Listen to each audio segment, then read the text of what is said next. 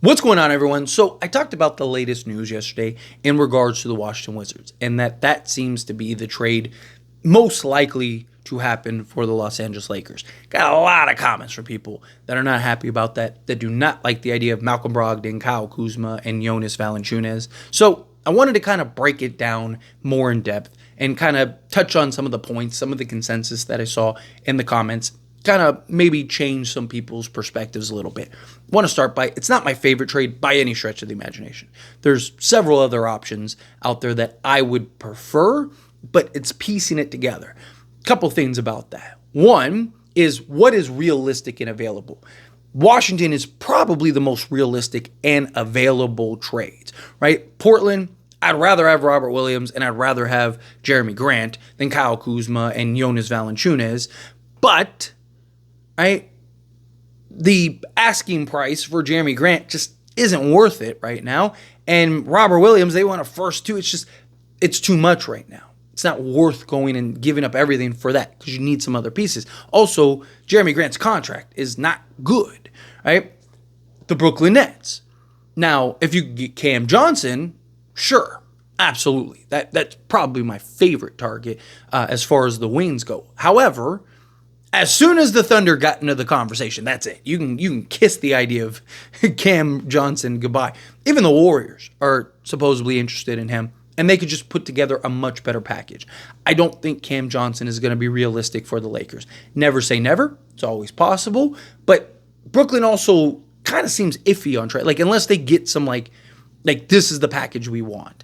They might not even trade him yet.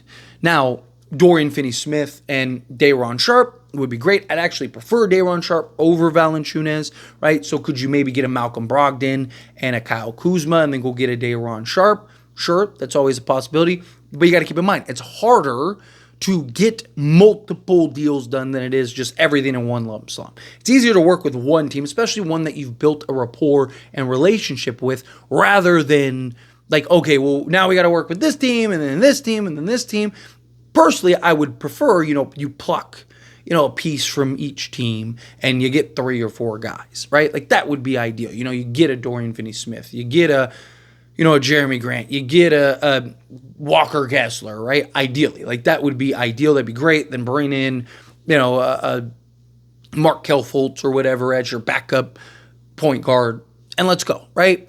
However, again, how realistic is that? How much does it cost to do that? Right? Lakers are very limited on assets, and they don't have like all this wiggle room. They're not the Thunder that they could just give 5 firsts for Cam Johnson just for fun and still have more assets than like everyone in the league combined. Like their treasure trove is just insane, right?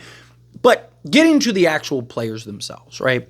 And kind of go through each one. So Valanciunas first, right? Because he seems to be the most likely player, period, on the Wizards.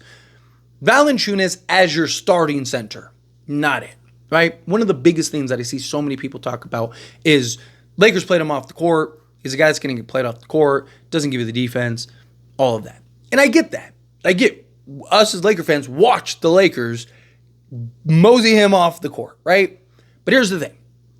It's major differences between being a guy that the team is counting on to play 35 to maybe 40 minutes in the playoffs to a guy that you're looking to just play 15 to 20 minutes in a backup role. It's not the same in that regard. His limitations on the defensive side are not going to be as big and magnified on the Lakers as it was with the Pelicans because they didn't really have anyone else. Also, they didn't have an Anthony Davis. We do. And you sliding Anthony Davis at the 4 essentially makes up and masks all the issues of Jonas Valanciunas, right? But what Valanciunas provides is that experience, gives you that veteran presence, gives you that constant, right? And I like the idea of the settlement guy, right? I like a Day'Ron Sharpe more, but it's more of just the age upside. Obviously, a Walker Kessler, right? Like Kessler, I don't think is that realistic.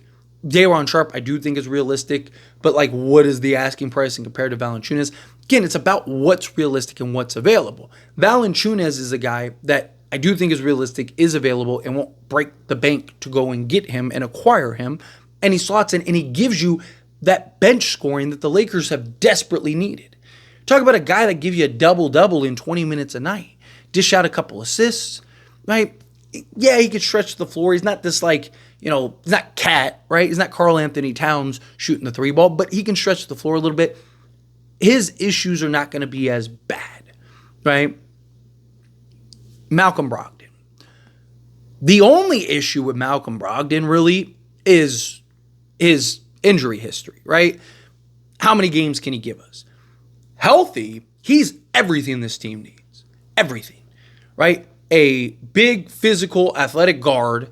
He's 6'4", 230, that can play the point guard position, to defend 1 through 3, even the 4 on many nights, many occasions, right? He's a career 39, 40% three-point shooter. Perfect. Slot in alongside LeBron James and Anthony Davis. The biggest problem is, can he stay healthy? Another thing he does is he maintains flexibility next offseason. Chances are, and I've talked about this before, chances are the Lakers are probably going to need multiple moves, but also it may take multiple seasons, right? You might get a Brogdon, a Kuzma, and a Valanciunas and still be a piece or two away from really contending to win a championship.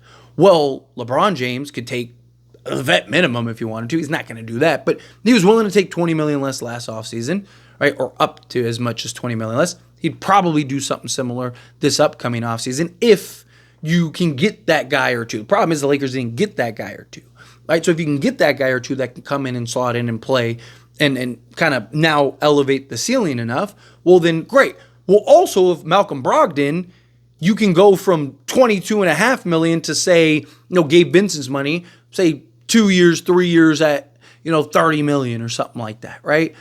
Well, now you just cleared $12.5 million off your books, plus LeBron James can take a discount. Now you could free up your full mid-level exception and then some, potentially, right? Depending on how things shape up and what kind of contracts you have. Valanciunas at that point would be an expiring contract, so you could look to move him, if you needed to at the trade deadline or something like that. Washington also maintains flexibility, right? That's another big thing with a Malcolm Brogdon. The only issue I have with Malcolm Brogdon is, can he stay healthy on the basketball court? Talking about a guy that has experience, that has been in big games and big moments, right? He's a guy that I do think can make a real impact for the Lakers. Kyle Kuzma. Kyle Kuzma isn't my favorite option at the forward spot, right? There's probably like 3 or 4 guys I'd prefer over him.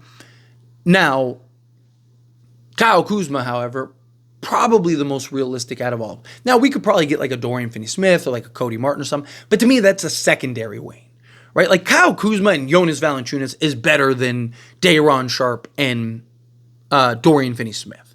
As big as I am on Day'Ron Sharpe and Dorian Finney-Smith, Malcolm Brogdon and Jonas Valanciunas are just better players. They just are, right? So if you can get the better players, you get the better players. However, you can still go do the Wizards deal and go get a Cody Martin or go get a Dorian Finney-Smith still if you wanted to, right? Or you could still go get a Day'Ron Sharpe if you wanted to, right? Like, and kind of just keep using him and have him as like your third big and your franchise guy. We'll see, right? Point is, Kyle Kuzma, right? He's that sizable, versatile wing that can make plays for himself, make plays for others. He's really expanded his game in that regard. He's not efficient, right? Like, he hasn't been efficient.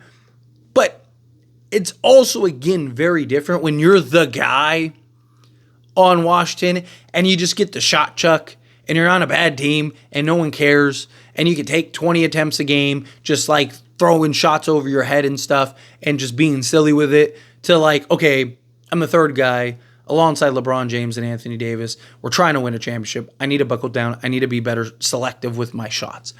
Very different. Three-point shooting is a concern, right? Corner threes, he's like 41%. He's in the 40s in corner threes. That's where he's primarily going to be taking his shot attempts. It's where the Lakers generate most of their three-point attempts are from the corners. So three-point shooting, he probably will be better in raise. Also, he was never more efficient than he was with the Lakers, right? But he's expanded his game more, right? Even the defense side of things, right? People have some concerns, like he's not the defender he was with the Lakers. But again, you're on Washington. You don't have any defensive help. Nobody really cares. You're not trying to win. Why is he going to go out all out defensively? It's different when you have an Anthony Davis And he had because Spencer Dinwiddie recently talked about, playing alongside Anthony Davis. And he felt like, like Spencer Dinwiddie felt like he was like a defensive god because he had Anthony Davis behind him. And he was talked about how much easier defense was because you knew you had Anthony Davis, right?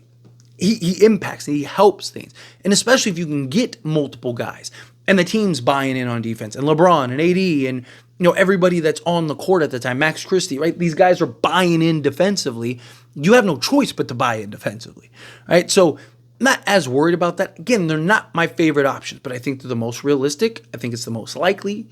I think you can kind of get everything you need in one swoop and then kind of, evaluate and, okay, well, maybe we could get a Cody Martin or maybe we get a Dorian Finney-Smith or maybe, you go get Torrey Craig or something like that. One of these other guys. Maybe go make some small minor move that we didn't see coming or a name that we didn't think was going to happen, right?